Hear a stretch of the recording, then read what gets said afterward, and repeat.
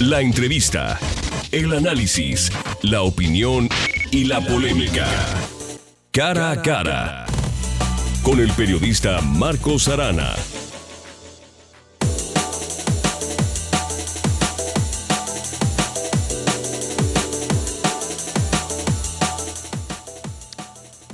Creo que cuando menos no es usual, por no decir que es extraordinario, que en un organismo ciudadano se junten tantas mentalidades brillantes, tantas personas que saben, tantos talentos, como en el Observatorio Ciudadano para la Gestión Integral del Agua. Fíjese lo que son las cosas. En este Observatorio Ciudadano hay universidades mexicanas y extranjeras, hay organismos de investigación, hay profesionales del ramo que trabajan por su cuenta.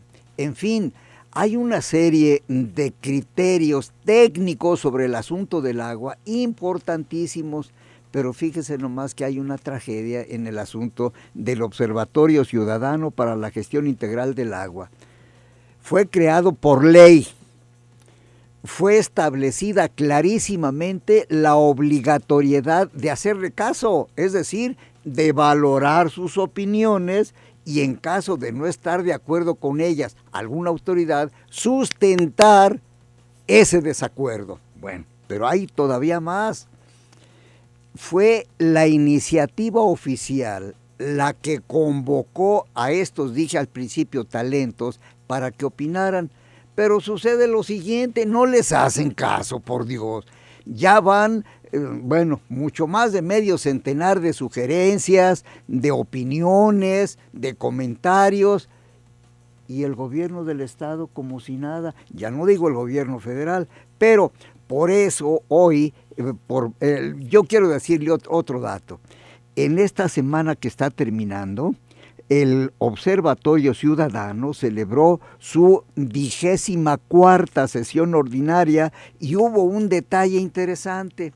Fueron convocados, fueron invitados los ayuntamientos de Guadalajara, Zapopan, Tlaquepaque, Tonalá y Tlajomulco para que participaran con sus opiniones. ¿Por qué?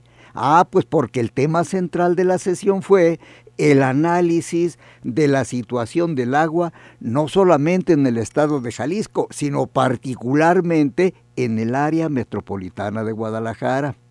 De llamar la atención fue la actitud coincidente de los participantes, integrantes del observatorio y municipios invitados. ¿En qué coincidieron? En hacer frente común para evitar el trasvase de agua de la cuenca del río Verde en Jalisco a la cuenca del río Lerma en Guanajuato, porque al final de cuentas, León, Guanajuato pertenece geográficamente a la cuenca del Lerma. Bien. Bueno, pues para hablar de este tema que es de la mayor importancia, yo hoy me permito decirle a usted que compartirá puntos de vista y opiniones con el doctor José Antonio Gómez Reina. Él es el representante de la Universidad de Guadalajara en el observatorio, pero además, lo voy a decir, al cabo tú no estás, estimado José Antonio, si hay alguien que sepa de agua, concretamente de las cuencas jaliscienses, se llama José Antonio Gómez Reina. Así es que es una voz autorizada y yo le pido, buenos días José Antonio, gracias porque vienes. No, pues gracias a ti, te agradezco la atención y estamos para servirte. Señor, ¿de qué se trató esa 24ª sesión ordinaria del observatorio? Bueno, una de las preocupaciones que tenemos en el observatorio es analizar pues cuál es la situación real y el futuro que existe con relación al abastecimiento, tanto de cantidad como de calidad, pues para los 4,5 millones de habitantes que estamos en esta zona. Porque sí es preocupante pues saber realmente qué es lo que está sucediendo con el agua. En el área metropolitana de Guadalajara se están integrando más municipios, ahora ya son 9, pero nos siguen hablando de que la fuente es la misma y no es cierto. O sea, son una serie de elementos que sí es conveniente que los ediles se den cuenta pues qué es lo que sucede con el agua y que realmente pues se den también cuenta qué calidad de agua estamos tomando las gentes que habitamos aquí en esta zona o área metropolitana de Guadalajara. ¿Cuáles son las fuentes de abastecimiento de la zona metropolitana? Bueno, las clásicas y las comunes que conocemos son tres. La más importante es el lago de Chapala. El lago de Chapala tiene más o menos un caudal de 5.1 a 5.5 metros cúbicos por segundo que se bombea del lago de Chapala, llega a la planta número 1 y de ahí se distribuye a la ciudad. Con 3 metros cúbicos tenemos lo que son la zona del subsuelo, o sea, los que es el Valle de Tezistán, el Valle de Temajac, o sea, los sistemas de bombeo que son aproximadamente como 200 pozos, y de estos pues no sabemos realmente cuántos operen en una forma correcta. Y la tercera viene siendo la presa Elías Chávez, que se proyectó para sacar 4 metros cúbicos y no da no más que medio metro cúbico. Esta es la característica. Pero hay un dato que sí nos llama la atención. Tanto el Consejo Técnico Ciudadano del Agua, como el CIAPA, como la Comisión Nacional del Agua, los tres, ninguno de ellos concuerdan sus datos. O sea, no saben exactamente realmente cuánta agua entra a la ciudad de Guadalajara. Y lo más triste también es que de toda esta agua no se trata, sino que nomás se le da un solo uso y se manda a lo que es el río Santiago, la parte de la barranca de Oblatos. Entonces, pues en otras ciudades lo que se hace, se le da 3 o 4 pasadas al agua, se utiliza primero para uso doméstico, posteriormente se hace un proceso de tratamiento y se puede utilizar para el sistema de comercios, otro tratamiento, y puede ser para el sistema industrial, otro tratamiento para el sistema de riego, pero aquí no. Aquí, o sea, para regar camellones o algo. Aquí el agua potable entra a las fábricas, entra a los hogares, entra a lo que conocemos como agua potable, que es otro tema muy drástico que también se tendría que tocar en cierto momento. Entonces, por decir algo, llega el agua, la cloran, hace un sistema de cloración principalmente. Cuando llega la industria, pues el industrial lo primero que tiene que hacer es quitarle el cloro. O sea, este es el asunto. Y cuando sale, hay que ver cómo sale, ¿verdad? Raro es la empresa que tiene un circuito cerrado. Pero Gómez Reina, ahora sí ya no le entendí. Entonces las magoplantas, las macroplantas de tratamiento de agua, tanto del Ahogado al sur como de Agua Prieta al norte, ¿qué están haciendo? Pues mira, de acuerdo a los análisis que se hacen, hay aquí otro truco que se manejó durante algún tiempo. Se determinó que el único laboratorio autorizado y certificado viene siendo la misma parte, o sea, lo que viene siendo la Comisión Estatal de Agua y Saneamiento, es el laboratorio. Entonces, no hay un externo o no hay una auditoría para saber realmente cuál es la calidad del agua. Sabemos que las plantas son biológicas y cualquier otro tipo de descarga, pues ya no opera esta planta e inclusive puede dejar de operar porque trabaja a base de bacterias y de otros tipos de procesos. Entonces, las plantas se tienen que diseñar, se hace un diseño de acuerdo al tipo de contaminante que tienes. Entonces podemos tener metales pesados, podemos tener organoclorados o podemos tener biológicos, que son los principales que se manejan. Pero en Europa ya se han determinado otro tipo de contaminantes que se llaman contaminantes emergentes.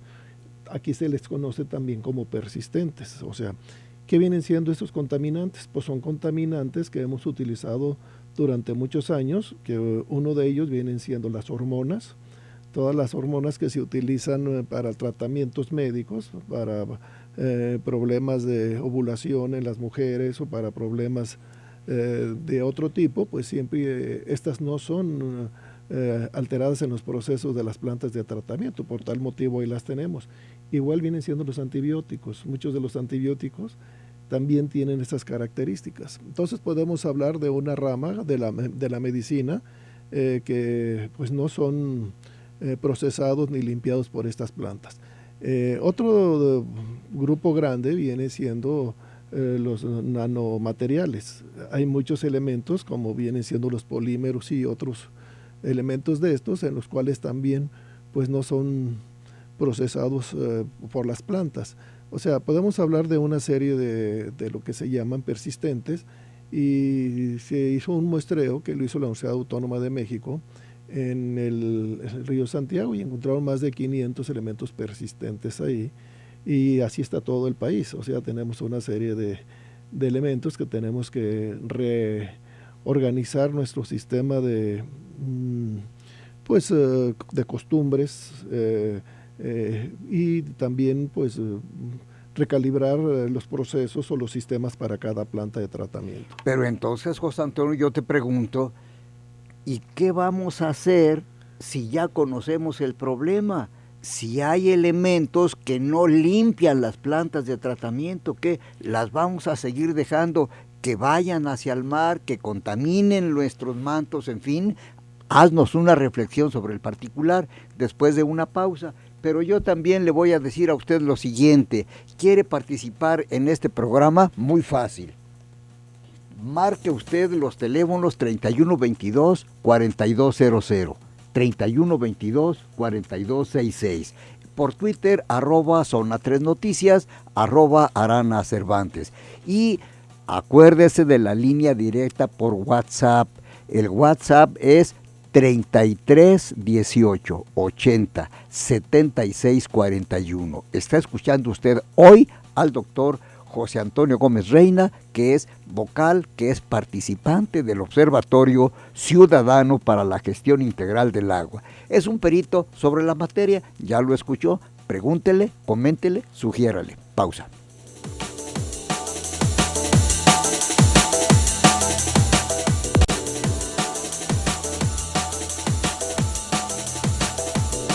El doctor José Antonio Gómez Reina, representante en el Observatorio Ciudadano para la Gestión Integral del Agua en el estado de Jalisco, es al mismo tiempo secretario, o dentro de del observatorio, secretario del área técnica y científica.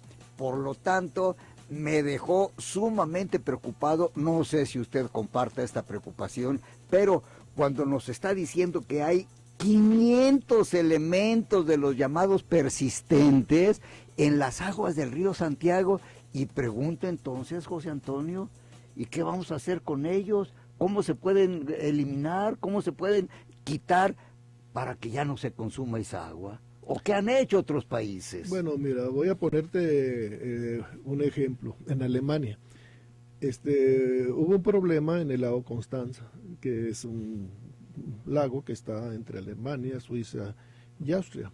Entonces ahí se notó, porque ellos sí tienen una investigación que la continúan en relación a irse al fondo, observaron que se estaba bajando la producción de peces.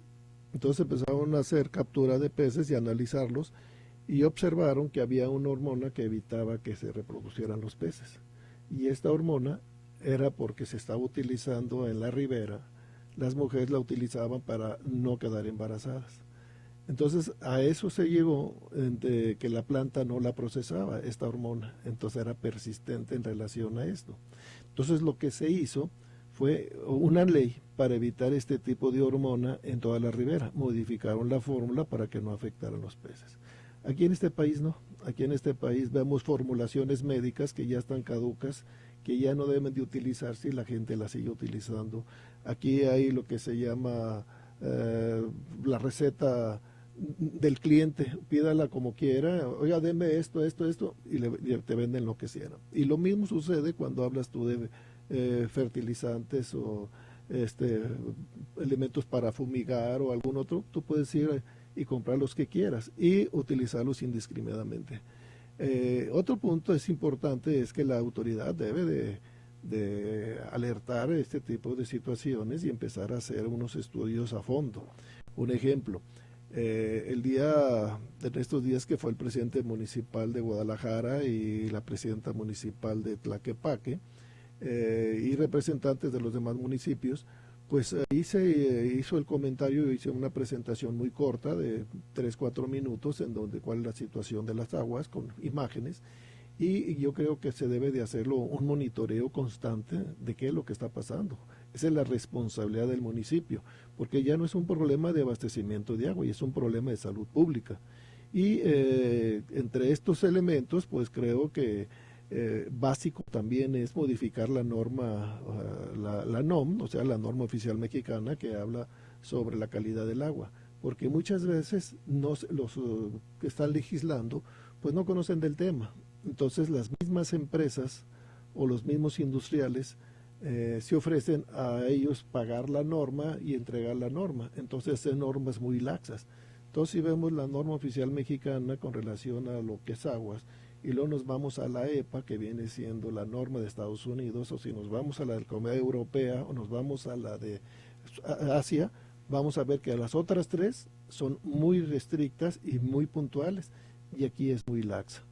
Entonces, la nueva ley de aguas que iba a aparecer, pues también decía que era a criterio del industrial, pues saber qué tipo de contaminantes se podían verter o no, o que iba a ser también a criterio de autorizar o no descargas. Todavía la Comisión Nacional del Agua autoriza descargas, que no son aguas potables, porque una cosa es aguas tratadas, otra cosa es agua potable. Entonces se les pedía agua tratada, no podían cumplir con el agua tratada, bueno, pues entonces así mándala. Entonces, esas son una serie de condicionantes que se deben de modificar y se deben de actualizar. O sea, qué tipo de elementos tenemos en el agua para poderlos manejar.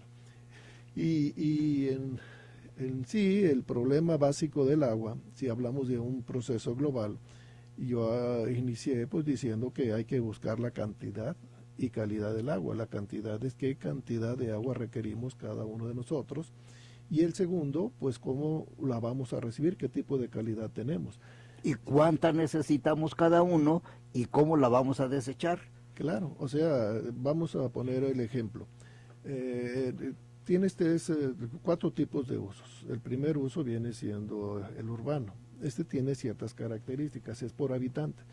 Pero si ni los censos nos determinan cómo son, y si sabemos que hay colonias que ni siquiera tienen el servicio de agua potable, entonces es muy subjetivo decir cuánta agua nos puede tocar. Entonces es cantidad de agua con relación a cantidad de habitantes. Pero la cantidad de agua no la determinamos nosotros, la determina la naturaleza. Nosotros la tenemos por lluvias.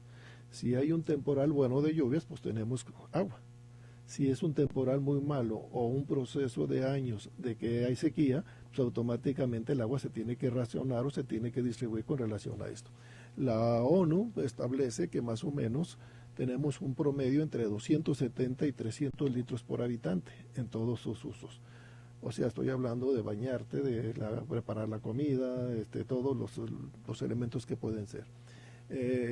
Otro problema fuerte que se maneja con relación a la distribución del agua es que cuando se hacen los acuerdos se habla de qué cantidad de agua va para las ciudades, en donde tenemos el comercio y muchas de las veces las industrias, porque aquí las tenemos revueltas la industria junto con la población, o sea, no tenemos polígonos industriales separados.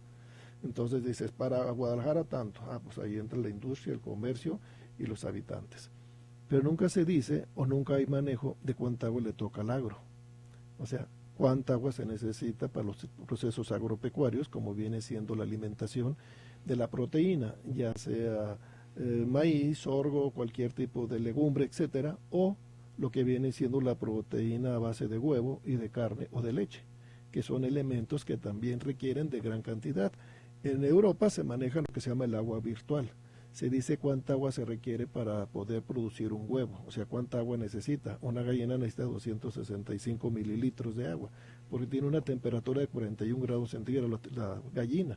Entonces, tiene que estar tomando agua continuamente. Y si lo vemos en una granja, vemos cuántas veces toma la gallina el agua.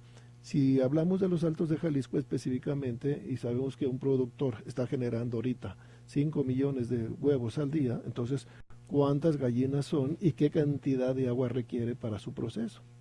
Y si hablamos de una cuenca lechera, como también es en los Altos de Jalisco, entonces cada res va a consumir entre 50 y 60 litros, dependiendo de la estación del año. En tiempo de estiaje o de calor, pues toma como 60 litros cada cabeza, o sea, estamos hablando de cada res. En tiempo de frío, pues baja su consumo a 50 más o menos. Entonces, si hablamos de la cantidad de litros de leche que produce una vaca, pues sabemos cuánto es. Y si hablamos de cerdo, pues el cerdo para producir 1 kilo de carne de cerdo, ¿cuánta agua requirió el cerdo? Y si hablamos de 1 kilo de carne de gallina o de res, etcétera, pues todos tienen esto. Y lo mismo sucede con el cereal. cuánta cantidad de agua requerimos para generar 1 tonelada de maíz, porque hay que regarlo. Entonces una cosa es el riego y otra cosa es el tiempo de lluvias o el temporal. Eso me lleva a preguntarte lo siguiente, José Antonio Gómez Reina. ¿No hay una política de Estado clara, precisa sobre el uso del agua y la disponibilidad de la misma? Sí, el último que está en la cadena, de acuerdo a la ley de aguas actual, viene siendo el agropecuario. O sea, si sobra le toca, que este es el punto más crítico. Entonces, estamos viendo ya lo que se llama la guerra por el agua. Lo estamos viendo en un trasvase que se llama el trasvase Independencia, que se encuentra en Sonora, en donde los yaquis se oponen a que el agua se vaya a Hermosillo. Aquí ya también se dio hace 14 años, 15 años, cuando en la Universidad de Guadalajara estuvimos exigiendo que se generara la liberación de metros cúbicos de agua que le correspondían a Chapala, de la presa Solís que está en Guanajuato hacia Chapala, porque en el 2000 tuvo más agua todavía.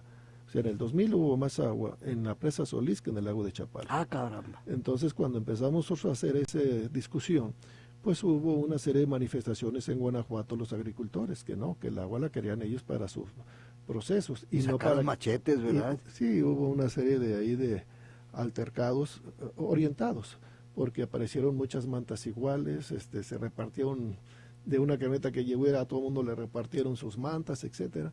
Pero como universidad nosotros exigíamos en aquel tiempo de que el agua llegara a Chapala lo que le correspondía como gasto ecológico. Y pues nos decían que se iba a medir afuera saliendo de la presa Solís y no a la entrada del lago de Chapala, que fue otro de los problemas graves que existieron. Pero ese es el panorama más o menos de lo que existe. Bien, vamos haciendo una pausa, José Antonio, y vamos dándole también salida a todos los comentarios que te están llegando del auditorio vía WhatsApp y a través del teléfono. Yo le ruego y le voy a pedir que tome nota que el teléfono es el 3122-4200, 3122-4266, @ son las 3 noticias, @ Arana Cervantes, y el WhatsApp es 33 18 80 76 41. Pausa.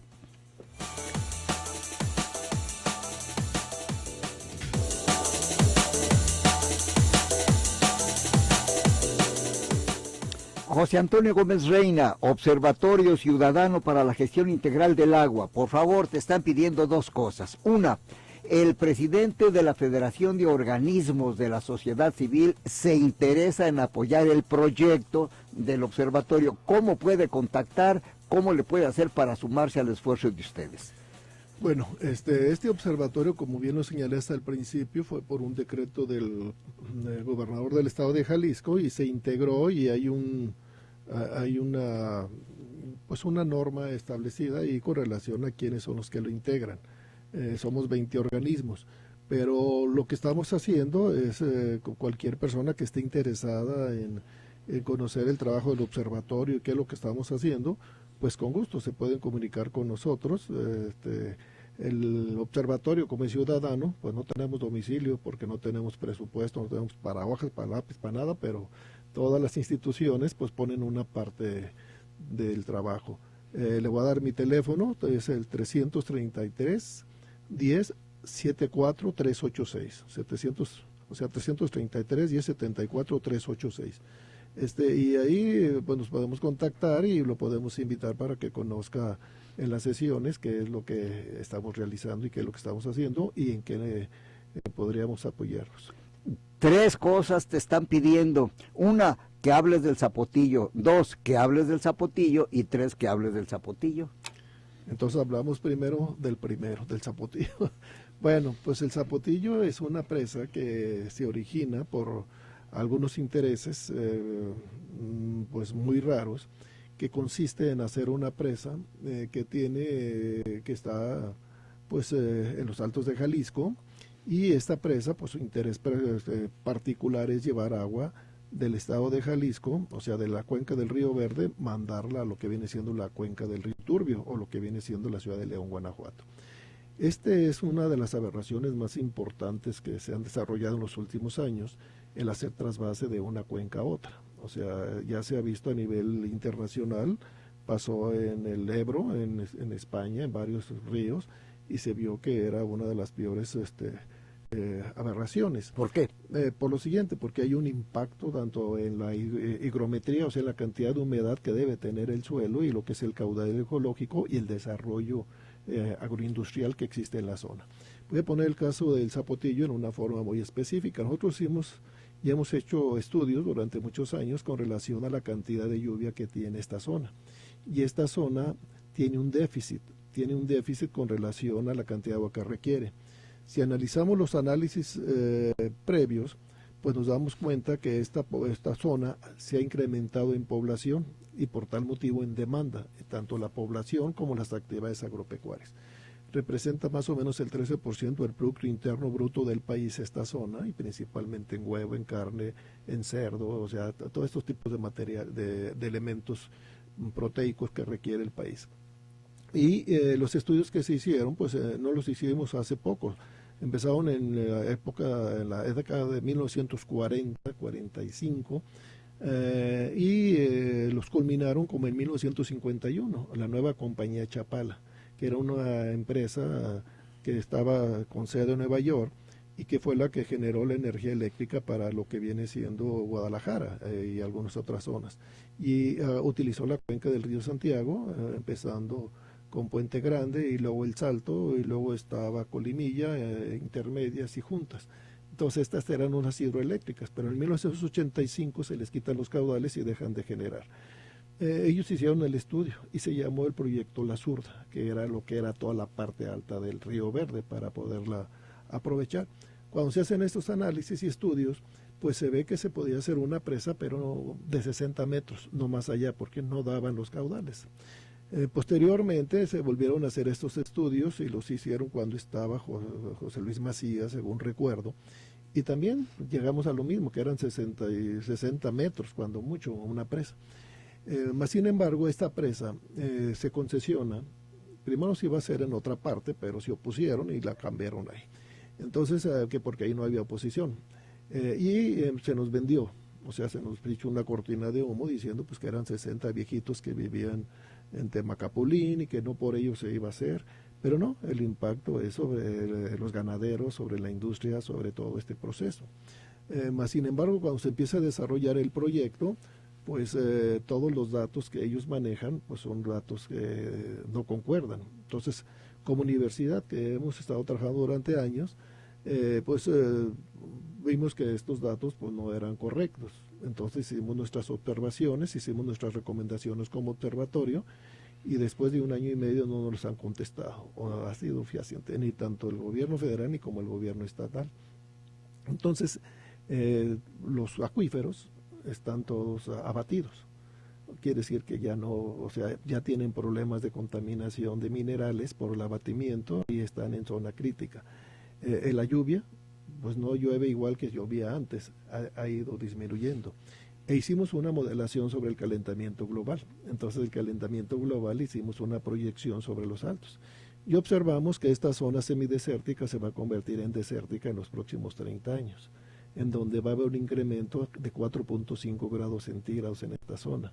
Por tal motivo van a tener un déficit también de agua superficial. Si ya la tienen subterránea, ahora la van a tener también superficial. Y lo hemos visto, las gentes que viven en Lagos de Moreno, ahora donde era el río, ahora se pone ahí la feria. ¿Por qué? Pues porque ya no hay agua. Entonces las gentes que viven allá pues se dan cuenta de que el agua pues hace falta. Entonces esta presa se hace con presupuesto del gobierno federal y la idea es hacer un trasvase a la ciudad de León. Cuando se empieza a desarrollar esto, se le da una concesión a una empresa española que se llama Bengoa, principalmente. Esta empresa está tronada económicamente, tiene un déficit de 5.000 millones de euros, tienen 500 millones de euros en propiedades, son de unas familias que viven en Sevilla y por eso son las siglas de la empresa. Y aquí en México tienen, aparte del trasvase, tienen otros contratos con Pemex y con Comisión Federal, tienen más o menos 2.500 millones de dólares en convenios, pero han fallado, y han fallado porque se supone que tenían que haber hecho todo esto. Ahorita tiene una serie de problemas porque los mismos productores y los mismos ejidatarios de la región se están amparando donde hubiera el trasvase y se están amparando contra este tipo de trabajos. Cuando no le dan las condiciones adecuadas al proceso, entonces el gobierno del estado, cuando ve que hay un problema ya de violencia o de inconformidad, pues empieza a analizarlo y hace pues los trámites para formar un consejo ciudadano, que es el Observatorio Ciudadano del Agua, de la Gestión Integral del Agua en el estado de Jalisco. Mas, sin embargo, hay una transición entre Zamora y el secretario actual, Roberto López, el secretario general de gobierno, y en esa transición se forma el observatorio. Entonces, cuando vemos lo que se iba a integrar, pues eran casi la mayoría funcionarios. Entonces, si es ciudadano, pues se empezaron a meter algunas personas, como vienen siendo los productores de huevo, como viene siendo el productor de cerdo, como vienen siendo los ganaderos de la región, etcétera, y la arquidiócesis de San Juan de los Lagos, que también les interesaba el problema, y queda conformado este observatorio y se decreta. Entonces, cuando el observatorio empieza a hacer las primeras observaciones, una de ellas es no al trasvase. ¿Por qué? Porque técnicamente no procede. O sea, vamos a impactar una zona altamente productiva. Y los estudios que tenemos, que sabemos que en León, Guanajuato, hay bastante agua.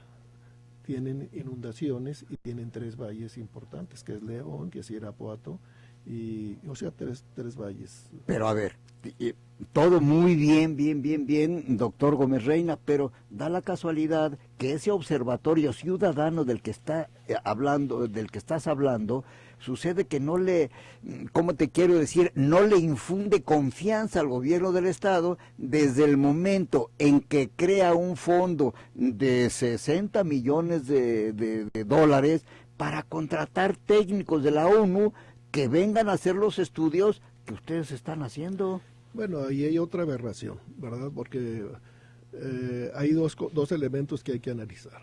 La UNOPS, que es el que te refieres, que depende de la ONU, inicialmente se contrata para evitar que haya corrupción y lo trae el gobierno del estado para la compra de los vagones del metro, de la línea 3, para ver el asunto de salubridad y para ver el asunto del CIAPA. Eso es inicialmente. Cuando tenemos las primeras reuniones con Rossi, que es el responsable de la UNOPS, pues él nos dice que ahora va a ver lo del Zapotillo. Entonces, cuando se hace el contrato es para determinar si la presa puede ser 80 o 105. Nunca se habla del trasvase. Entonces, se firma el convenio, el gobierno de Estado lo firma con ellos, después de que la Suprema Corte de Justicia determinó que queda 80, que no queda 105. Es una cosa juzgada, entonces no puede ir un OPS sobre una decisión de la Corte, es un elemento ya juzgado. O sea, entonces se está contratando una cosa que ya se juzgó. Segundo, dicen que van a hacer el estudio hidrológico. Una cosa es hacer el estudio hidrológico, otra cosa es analizarlo. Y para los estudios hidrológicos, para una cortina, se requiere información de 100 años atrás. Entonces no sé cómo le vayan a hacer para hacer este estudio. Lo que van a hacer es analizar los datos. ¿Y qué tipos de datos? Bueno, nosotros tenemos unos y el gobierno federal tiene otros. Y aparte de eso, estos estudios hay una zona oscura donde no se llevó a cabo. Ah, caramba, pues de veras que ya no le estoy entendiendo, o quizá le estoy entendiendo de más. Vamos haciendo una pausa y luego que nos remate en el último tramo de esta entrevista, José Antonio Gómez Reina, ¿en qué va a quedar el Zapotillo? Y hay una cuestión. En la sesión ordinaria número 24 del observatorio hubo una voz, la voz de Enrique Alfaro, en el sentido de que dejó clarísimo, no al trasvase, no al Zapotillo. Explícanos esto después de una pausa.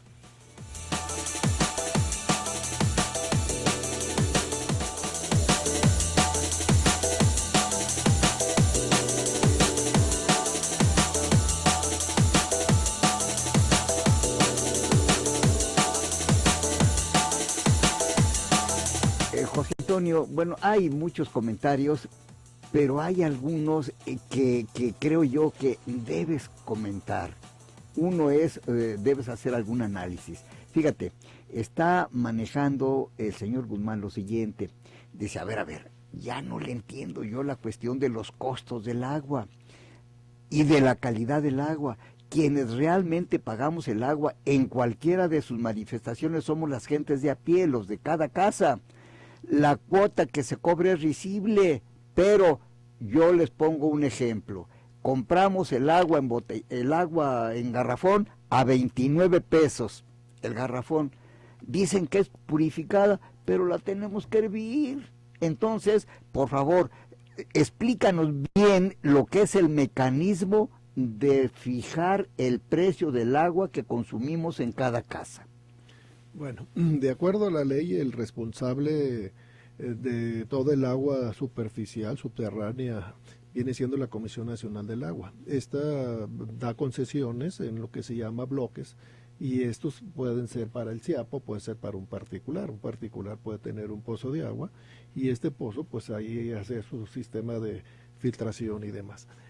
Todo depende de qué tipo de acuífero tenga, o sea, qué tipo de depósito subterráneo tenga y qué condiciones tenga. Entonces se tiene que hacer un análisis continuo, y esto tiene que ver con el proceso que se va a manejar, ¿verdad? O sea, y tiene que ser supervisado por la Secretaría de Salubridad continuamente, desde el lavado del garrafón hasta el llenado del garrafón. Nos vendieron durante muchos años el terror de que el agua no podía funcionar, y es cierto. Yo si voy a Europa, o si voy a Estados Unidos, me puedes tomar agua de la llave. ¿Por qué? Porque es agua potable, y hay de aquel que no tenga la potabilización, sea municipio o algo, reciben demandas increíbles. Aquí no pasa nada. Aquí a veces tienes aguas zarcas o llenas de lodo y demás, y pues no sucede nada, y más cuando hacen los sistemas de mantenimiento. Entonces es muy relativo esto. El costo del agua tiene que ver con el servicio que se entregue, o sea, del bombeo, la potabilización y mandarlo a los hogares, que es lo que cobra el servicio. Pero últimamente se ha estado incrementando en una forma exponencial el costo. En este momento, ¿cuánto cuesta, en términos muy generales, recibir, tratar y mandar a las tuberías 1 metro cúbico de agua? Bueno, es variable, porque si yo agarro el agua de un pozo, por decir algo, en la colonia Miravalle, y si lo pongo ahí en la de Miravalle, no hay problema. Lo que pasa es que es toda una red. Entonces todo se maneja en un costo total, pero sabemos que el CIAPA tiene costos elevadísimos, y tiene costos elevadísimos por el proceso de administración que ha tenido. Entonces es muy variable decirlo. No es lo mismo traer agua de la presa Elías Chávez, que está cerca de Tepatitlán, o traerla del lago de Chapala, o tenerla ahí próxima. En sí lo que hacen ellos es hacer un muestreo, y hay un comité que es el que determina el costo. ¿Y cuál es el costo? Pues los gastos totales del CIAPA en relación a lo que es el servicio, y de ahí distribuyen más o menos. Y también tiene que ver en la cantidad. Si yo me paso de un volumen determinado, entonces ya tiene otro precio, pero son tarifas que hacen administradores. Bien, señor, te preguntaron lo siguiente. Interviene ya Enrique Alfaro en el asunto del Zapotillo y expresa clarísimamente que está en contra del trasvase y en contra en sí de la obra del Zapotillo. Comentario. Bueno, lo invitamos para hablar sobre lo que es la distribución del agua, y él, pues a la hora de que le tocó intervenir, él lo dijo que lo iba a decir de frente y sin ningún miedo de que él ya había hablado con el gobernador y que él estaba en contra del trasvase de Zapotillo.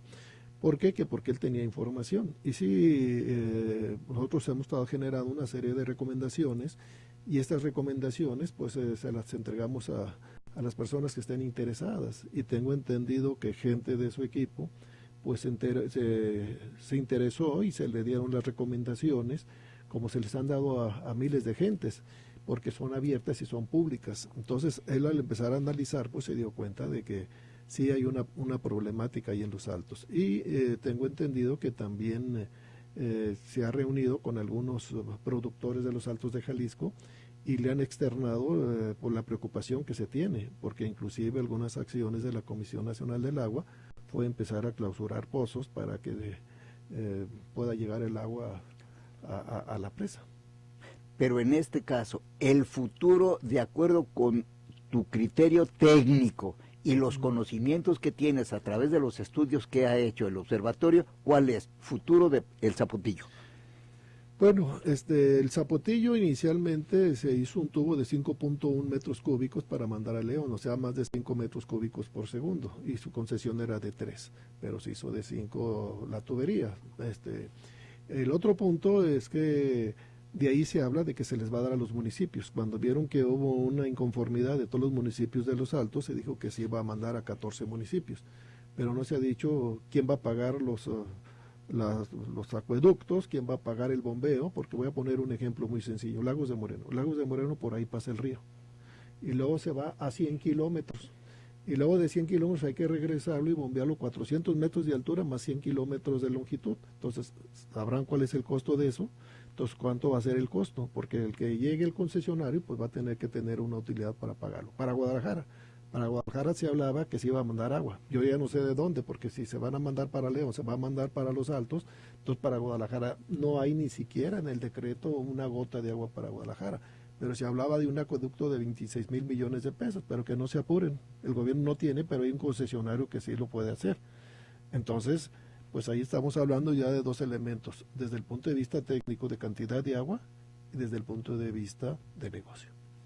En este caso, la actitud del observatorio, una conclusión de lo que sigue en pasos adelante del Observatorio Ciudadano. Bueno, el observatorio ha tenido 58 recomendaciones y hay otras ahí en puerta. Y también hemos estado trabajando por invitaciones en otros países. Entonces ahorita lo que hace el observatorio es, como se dice por ahí, observar. No tenemos por qué hacer proyectos o por qué demostrar o hacer. Simple y sencillamente analizamos la función pública y tenemos que apoyar a la sociedad, o sea, a los ciudadanos que se nos han acercado con sus problemáticas en diferentes niveles. ¿Hay presión del gobierno para que ustedes no hagan o no digan lo que están haciendo? Pues hasta cierto punto se ha dicho que no hay que manejarse en medios, pero pues simple y sencillamente no estamos dando ni nombre ni nada y que la gente saque sus conclusiones. Bien, José Antonio Gómez Reina, gracias porque vienes y estaremos muy atentos a lo que haga el Observatorio Ciudadano para la Gestión Integral del Agua en el estado de Jalisco. Muchas gracias, Marco, estamos a tus órdenes. Difícil panorama, recuerde, ya vienen los tiempos político-electorales y este va a ser pero carnita de chuleta para los políticos, así es que muy difícil se ve el panorama. Gracias porque vienes, gracias a usted que nos estuvo escuchando y recuerde que esta retransmisión o este programa se retransmite hoy a las 20 horas por esta misma frecuencia. Vámonos a Canal Continental de Noticias a través de Zona 3 Noticias.